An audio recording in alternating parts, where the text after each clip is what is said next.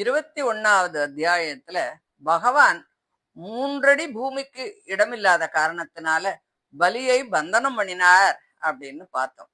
இந்த 22வது அத்தியாயத்துல பகவான் பலிக்கு அருள் பண்ணி அவனை சுதலம் அப்படிங்கிற லோகத்துல இருக்க பண்ணி பல வரங்களையும் கொடுத்து அவனுக்கு துவாரபாலகனாக இருக்கார் அப்படிங்கிறத சொல்றா. என்ன சொல்றான்னு பார்க்கலாம். ஸ்ரீ சுகர் சொல்றார், பலி இப்படி பகவானால வஞ்சிக்கப்பட்டு சத்தியத்திலேந்து நழுவும்படியாக எத்தனை பேதத்தை பண்ணினாலும் பலி மன உறுதியோடு பேச ஆரம்பிக்கிறான். பிரம்மாதிகளாலும் புகழத்தக்க பெரும் புகழை உடையவனே, தேவதைகள் எல்லாம் சிறந்தவனே, நீ என் வார்த்தைய பொய்ன்னு நினைச்சா அத நான் உண்மையாக்குறேன்.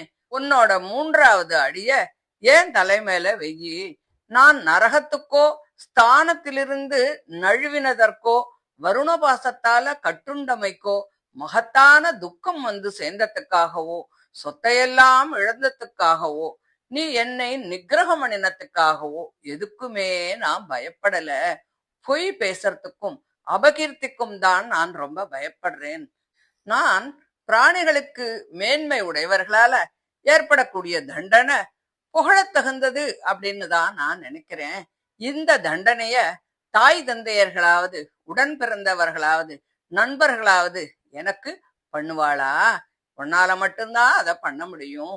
நீ அசுரர்களான எங்களுக்கு கண் மரவுல இருந்துண்டு ஹிதம் செய்யும் குருவாக இருக்க, சௌரியம் வீரியம் முதலிய பல குணங்களால ஏற்பட்ட மதத்தினால கண் தெரியாம இருக்கிற எங்களுக்கு அந்த மதங்களை எல்லாம் போக்கும்படியான கண்ணை கொடுத்தது போல இருக்க, பல அசுரர்கள் உங்கிட்ட இருக்கக்கூடிய துவேஷம் மாறாமலே இருந்து பக்தி யோக நிஷ்டர்களுக்கும் கிடைக்காத அரிய சித்தியெல்லாம் அடைஞ்சிருக்கா. நீ மகானுபாவன், உன் செயல்கள் எல்லாம் அற்புதமானது, அதை கணக்கிட்டு சொல்லவே முடியாது, அதை யாராலும் சிந்திக்கவும் முடியாது. அப்படிப்பட்ட உன்னால நான் நிகிரகிக்கப்பட்டு வருணபாசத்தால கட்டுண்டும் நான் கொஞ்சம் கூட வெக்கப்படல, துக்கப்படவும் இல்ல. நீ என்னை நிகிரகிக்கிறதும் கட்டினதும் எனக்கு புகழ்தான், அது எனக்கு பெருமைதான். என் பாட்டனாகிய பிரஹ்லாதன் உன்னோட பக்தர்களால புகழப்பட்டவன். அவனுடைய கீர்த்தி எங்குமே நிறைஞ்சிருக்கு. அவன் தன் தந்தையும் உனக்கு சத்ருவுமான ஹிரண்ய கசுப்புவால பல துக்கங்களை எல்லாம் அடைஞ்சு பலவாறு ஹிம்சிக்கப்பட்டும் கூட உன்னையே சகல விதத்திலும் பந்துவாக மேலான புருஷார்த்தமாக பற்றி கொண்டு மரணம் அடையும் தன்மையில் உள்ள ஜீவனுக்கு இந்த தேகத்தால என்ன பிரயோஜனம்? ஆயுள் கழிவது மாத்திரம் தானே தவிர வேறு ஒண்ணுமே இல்ல. இது எத்தனை காலம் இருந்தாலும் கடைசியில போகத்தான் போறதே தவிர விடாம கூடவே இருக்க போறதில்ல. பணத்தை பங்கிட்டு கொண்டு போகும் திருடர்கள் போன்ற பந்துக்களால என்ன பிரயோஜனம் இருக்கு? சம்சாரத்தை மேலும் மேலும் வளர்த்துண்டு அதுக்கு காரணமான பாரியையால என்ன பிரயோஜனம் இருக்கு?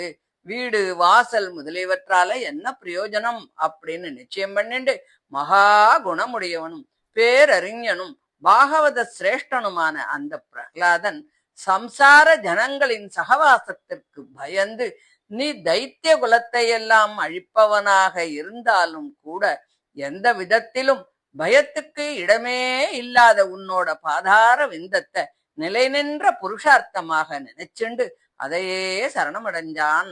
அது போல நானும் தெய்வாதீனமாக என் சத்ருவாகிய உன் கிட்டக்க வரும்படி செய்யப்பட்டேன். இந்த உலகத்துல புருஷன் எதனால மதிகட்டு தான் யமனுக்கு அருகாமையில் இருக்கிற தன்னோட பொழப்ப நிலையற்றது அப்படின்னு அறிய முடியாமல் இருக்கானோ, அப்படிப்பட்ட ஐஸ்வர்யத்திலேந்து என்னை நீ பலாத்காரமாக நழுவ பண்ணிட்ட. இப்படி மகா உபகாரம் செஞ்ச உன்னுடைய பாதார விந்தத்தை நான் சரணடைறேன் அப்படின்னு மகாபலி சொல்றான்.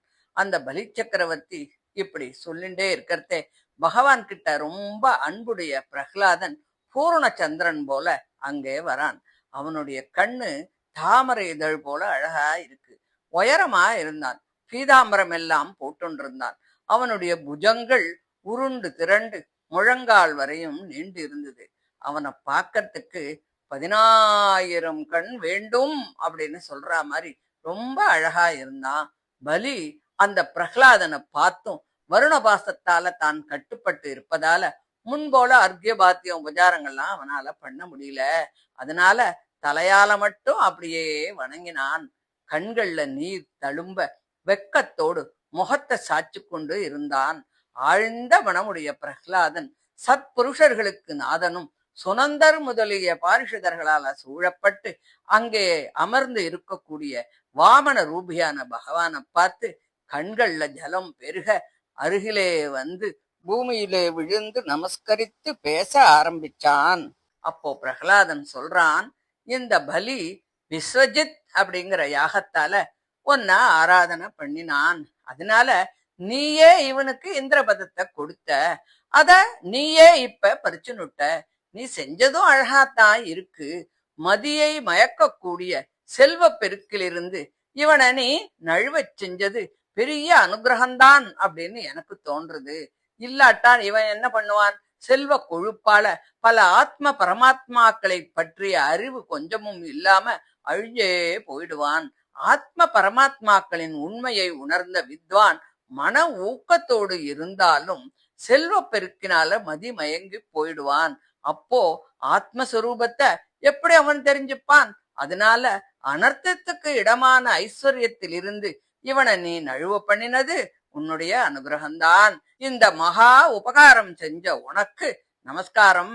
நீ ஜகத்துக்கெல்லாம் ஈஸ்வரன், எல்லாம் தெரிஞ்சவன், நாராயணன், சமஸ்த கர்மங்களையும் நீ சாட்சாத்கரிக்கிறாய்.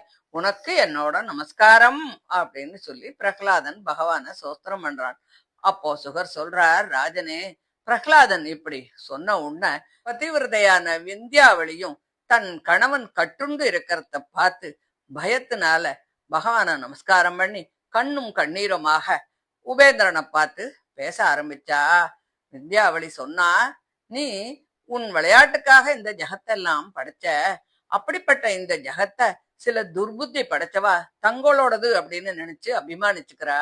அஞ்ஞானத்தினால தங்களுடைய நினைவு பிசகு அப்படின்னு தெரியாம வெக்கமில்லாம அவள்லாம் நாமெல்லாம் சுதந்திரர்கள், நாமெல்லாம் பிரபுக்கள், இந்த ஜெகமெல்லாம் நம்பளுது அப்படின்னு வாயால தானேயே பேசிக்கிறா.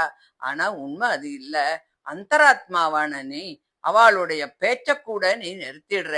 இந்த உலகத்துல அனைத்தையும் படைப்பவனும் பாதுகாப்பவனும் அழிப்பவனுமான உனக்கு அவள்லாம் தங்களுடையது அப்படின்னு சொல்லி எதை கொடுக்க முடியும்? உனக்கு எந்த கெடுதியைத்தான் பண்ண முடியும்? உனக்கு ஒரு காலும் ஒரு குறையும் கிடையாது. அதாவது 3 லோகங்களையும் நான் கொடுத்தேன். 3வது அடிக்கு என் தேகத்தை கொடுத்து பிரதிஜையை நிறைவேற்றிக் கொள்கிறேன் அப்படின்னு தேகாதிகளை தன்னுடையது என்று தான் அபிமானித்து இருப்பதை சொல்லுகின்ற இந்த பலி துர்புத்தி உடையவன், வெட்கமில்லாதவன், நீயே எல்லாவற்றிற்கும் உடையவன். அதனால மந்த புத்தியான இந்த பந்தத்திலேந்து அவனை விடுவிச்சு நீ பாதுகாக்கணும் அப்படின்னு சொல்லி வேண்டிக்கிறாளாம் விந்தியாவதி. பிரம்மதேவன் சொல்றான், பூதங்களை எல்லாம் படைப்பவனே, பூதங்களுக்கு அந்தராத்மாவாகி அவற்றை எல்லாம் பாதுகாக்கிறவனே, சம்ஹாரத்தை நடத்துகிற ருத்ரன் முதலிய தேவர்களுக்கும் தேவன் அல்லவோ நீ? ஜகத்தை எல்லாம் சரீரமாக உடையவன்.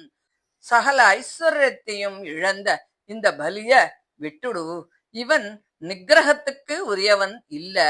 இவன் தான் ஆட்சி பண்ணிட்டு வந்த பூலோகம் முழுவதையும் உன்னிடம் கொடுத்தான். தான் கர்மத்தினால் சம்பாதித்த சொர்க்காதி லோகங்களையும் கொடுத்தான். தன்னுடைய சொத்தையெல்லாம் உனக்கு கொடுத்துட்டான்.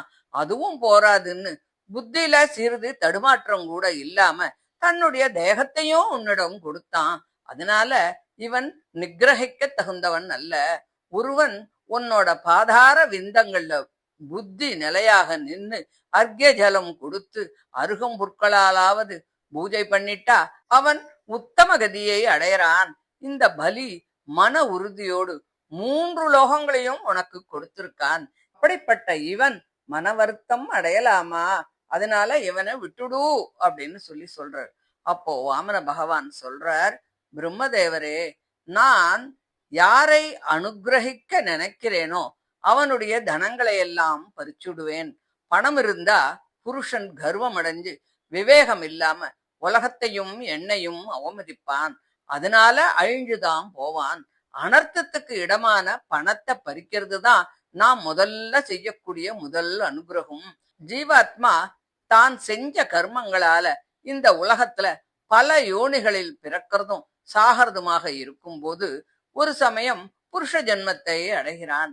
அந்த புருஷ ஜென்மத்துல ஜென்மம், செயல், வயது, உருவம், வித்யை, ஐஸ்வர்யம், தனம் ஆகிய இவற்றால் இந்த ஜீவாத்மாவுக்கு மதம் ஏற்படாம இருந்தா அது என்னுடைய அனுகிரகம் அப்படின்னு தெரிஞ்சுக்கணும். கர்வம், அவிவேகம் இவற்றிற்கு காரணமான பல நன்மைகளையும் தடுத்து பல அனர்த்தங்களுக்கு இடமான ஜென்மம் முதலிய விசேஷங்கள் இருந்தாலும் எங்கிட்ட மன ஊக்கம் இருந்தா அதனால அவன் மதிமயங்கி போக மாட்டான்.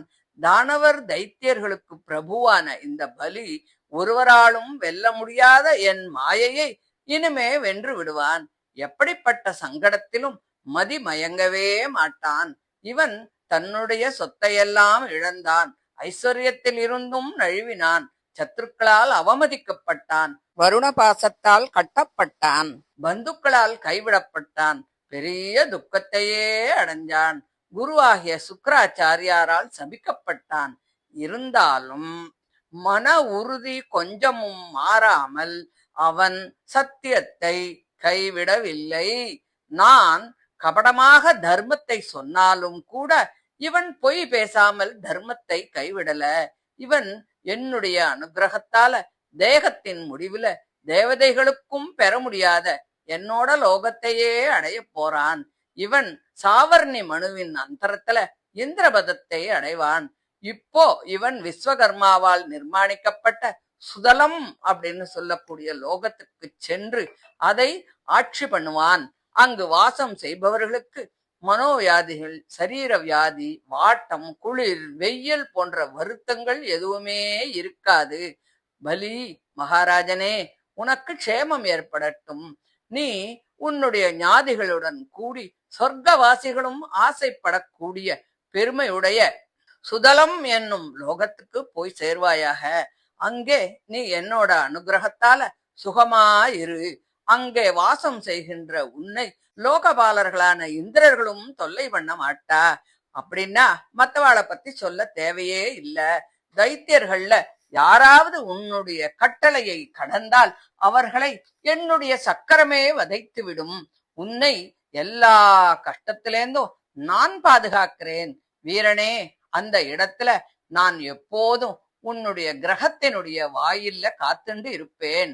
அந்த இடத்துல தைத்தியர்களோடும் தானவர்களோடும் உண்டாகும் சகவாசத்தால உனக்கு அசுர சுவாவம் என்னுடைய சன்னிதானத்துல பயன்படாம போகும்.